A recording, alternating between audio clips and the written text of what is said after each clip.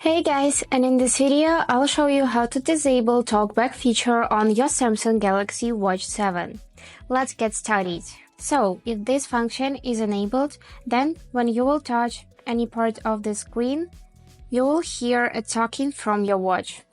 And if it is uncomfortable for you, you can simply disable it through the Galaxy wearable app. Just scroll to see the watch settings, and then scroll to see the accessibility tab. Here it is. And now you can see the Talkback feature. So when it's on, it provides spoken feedback so that you can use your watch without looking at the screen.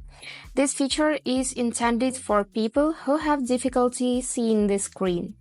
And if you want to disable it, just simply tap on this switcher like this, and everything will get back to normal.